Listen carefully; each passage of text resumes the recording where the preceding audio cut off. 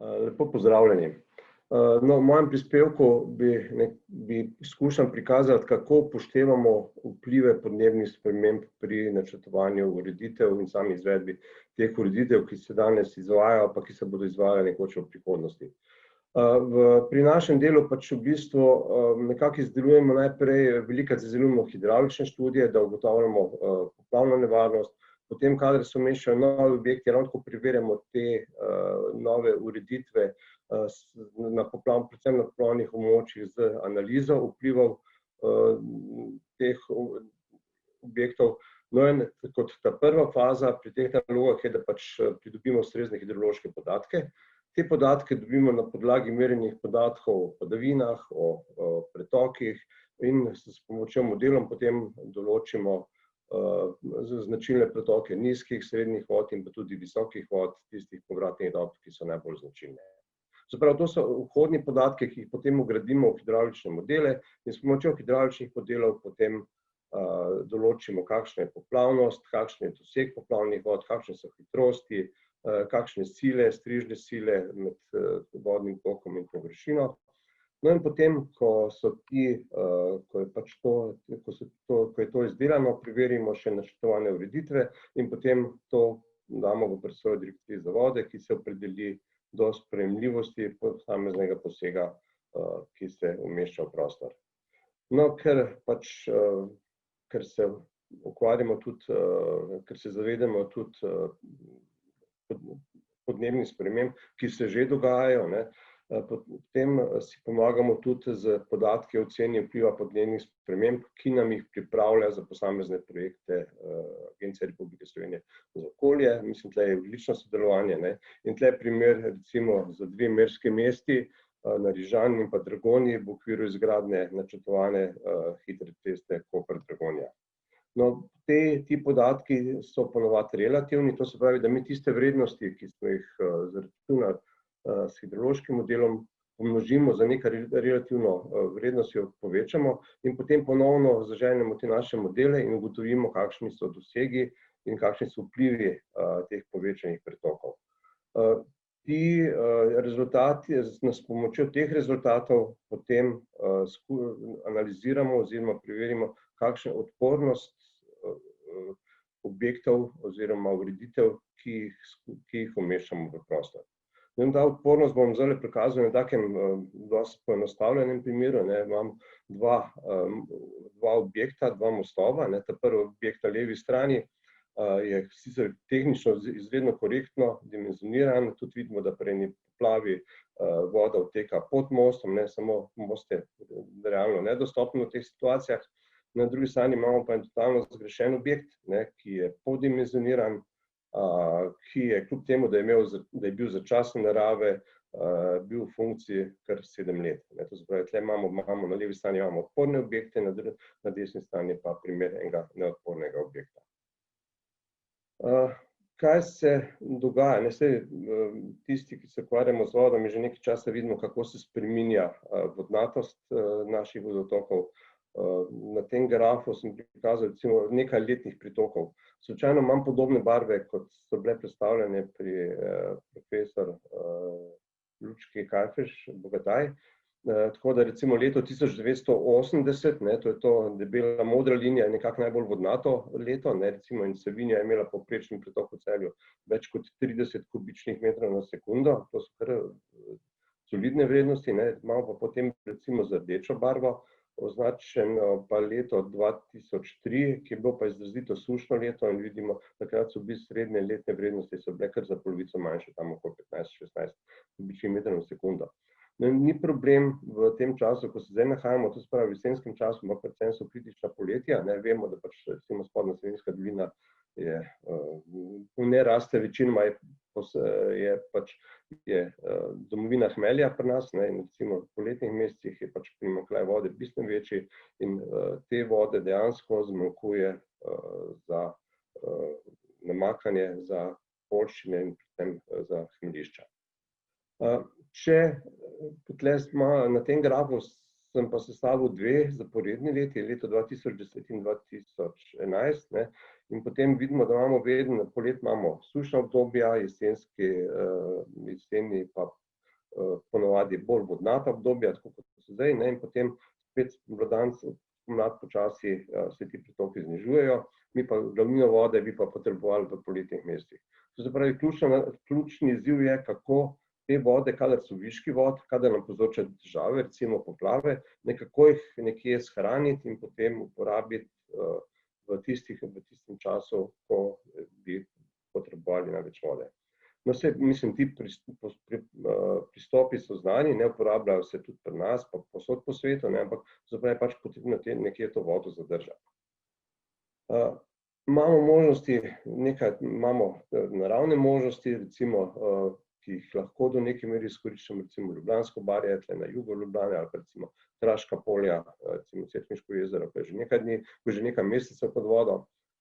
Potem imamo še tudi možnosti v tistih elementih okolja, ki ga ne vidimo, ne, recimo prodne aluvialne ravnice s svojo medzrnsko poroznostjo, potem možno tudi kraška območja z razpoklinsko poroznostjo, vendar to je že zelo težko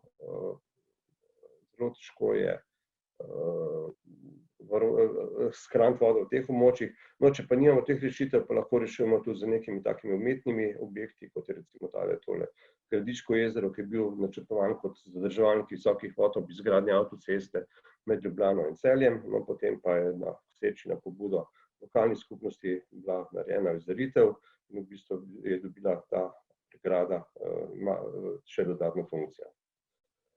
Včasih smo tudi delali kar precej posegov, ki jih potem nismo ohranjali, ne, primer imamo v Spodnji Savinjski dolini, ne, Savinja je bila pred 19. stoletji izravnana, začela se je poglabljati, takrat je bilo zgrajenih kar precej jezov, no, vendar se ti objekti niso vzdrževali, ne, in potem je prišlo do hitrejšega poglabljanja. Recimo na konkretnem primeru, to je na območju Polzele, se je Savinja v 15 letih poglobila za 1,5 metra, to se pravi stik reke z aluvijem, z prodnato ravnico je bil prekinjen.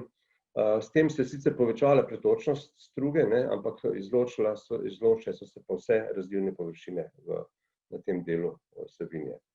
In recimo prišlo je celo do takšne situacije, da recimo leta 1990 smo imeli na Spodnji Savinjski dolini skoraj 16 kvadratnih kilometrov razdelnih površin, ne. Leta 2008, to se pravi samo 18 let kasneje, samo 60%, danes pa teh površin še manj.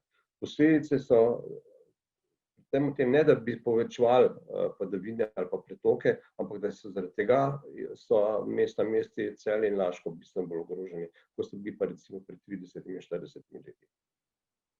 Drugi mogoče pa pozitiven element je pa recimo, če si gledamo Ljubljansko barje, ne, Ljubljansko barje pač je, kot sem že prej povedal, eno od takih ključnih območij z možnostjo zadrževanja vode nekaj 10 milijonov kubičnih metrov, da ima tudi naravni park, je zaščiten to območje, ne, in pač v bistvu stanje vode oziroma razmerje med vodo in med celotnim območjem pač določa Ljubljanca, ne, ampak Ljubljanca je pač zato, da to funkcijo opravlja, mora biti zaezena, ne, tle vidimo ta na spodnji sliki levo, ne, vidimo pač eno od dveh zapornic, to je zapornica na Ambrožnem trgu, ki vzdržuje gladino Ljubljance skozi po celotnem barju. No, če si predstavljamo, če te zapornice ne bi bilo, če je bil tak naravni tok, bi bile te gladine vode na barju približno 2 do 3 metre nižje, kot so danes. Eden od ključnih pogojev delovanja barja. Opravičujem, imate še minuto časa, se opravičujem. No, upam, da bom malo hitreje. Potem eden večjih načrtov, ki se začenjajo izvajati, je zagotavljanje poplavne varnosti jugozahodnega dela Ljubljane. Tle predvidevam več ureditev Malega Grabna in pa potem tudi zadrževanje dela visokih vod na območju občine Dobrova-Polhov-Gradec. Zakaj je prihajalo do povečanja poplavne ogroženosti? Predvsem zato, ker se pač sistemi niso vzdrževali, ko so bili zgrajeni in ko so bili načrtovani. No, pri tem zato pač moramo dati vodi več prostora, ker pač moramo ohranjati značilnosti osnovnih strug, recimo globine, širine, volumne, ne, je bilo pač potrebno ta prostor dobiti levo in desno po sedanji strugi. Pri tem se vseeno se pač pri načrtovanju se pač iskal, da se zadosti osenčenosti, potem, da se, kot sem že omenil, da se ohranja naslovne struge. No in s tem smo si zagotovili neko poplavno varnost, ki pa jo bomo z leti, glede na to, da se predvideva v naslednjih 30 letih 20% povečanje pretokov, bomo to varnost izgubili. In zaradi tega bo potrebno že danes začeti razmišljati o dodatnih ukrepih na porečju Gradaščice in pa njenih pritokov. Še mogoče primer, ko se ravno tako izvaja poljane nad Škofjo Loko, poplava leta 2014, najvišja gladina je bila približno 70 centimetrov višja od te, ko vidimo na slikah. Predlagan je bil nabor ukrepov, ki se izvaja. Najprej je bil urejen ta ovinek na desni strani, na dolvodni strani, taki sonaravni ureditvi. Potem je bila stari most zamenja z novim večjim, in pa kar je ključno, tle južno od Poljanske Sore se aktivira dodatno razvojno območje, to se pravi, da se da vodi več prostora. No in zdaj, če si ogledamo tole sliko, približno to je po 4 leta po takšnih ukrepih, 5 let na območju Luč, to se pravi približno reki se bo povrnil tak izgled, kot je najbolj naraven. Še mogoče v Ljubljani, recimo levo Koseški bajer, to se pravi, ima funkcijo, zelo ugodno funkcijo v vseh ozirih, kar se tiče klimatskih sprememb, in spodnja slika predstavlja tudi Koseški bajer, kadar deluje kot zadrževalnik visokih vod. Še Tivolski ribnik, je izrazito čudovita točka, vendar ima probleme z dotokom vode, to se pravi, Tivolski ribnik se stekajo samo meteorne vode, to se pravi, v času res padavin je ta kvaliteta vode zelo problematična. Še mogoče za bodoče, za ureditveno območje mesta, na območju Golovca, za Rakovnikom se nahajajo 4 ribniki, v bistvu izredno lepo okolje, samo je pa vzdrževanje tega dela je pa zelo slabo in v bistvu bi bil potreben tak celovit pristop, kot se je zgodil na primeru Koseškega bajerja. Še za zaključek, še en tak primer, ki sicer je relativno daleč od Ljubljane ali pa do urbanih površin, sem recimo z enim projektom in kohezijskim projektom, se je na območju Cerkniškega jezera, se je strugo Stržena, to je glavno dotok v Cerkniško jezero, se je prestavilo v stare struge, s tem se je tok reke podaljšal za 2,5 kilometra, za 3-krat, glede na te dolžine, ki so bile analizirane. In tle, mislim, to je predvsem zelo pomemben ukrep izboljšanja stanja voda v sušnih obdobjih. Kaj podobnega bi se lahko razmišljali tudi v Ljubljani, recimo v Savi ali pa recimo v Celju na območju Špice in pa kar nekaj takih lokacij na območju naše države. Za zaključek pa še ta slika železnikov, upam, da se nam to ne bo še dogajalo. Hvala lepa.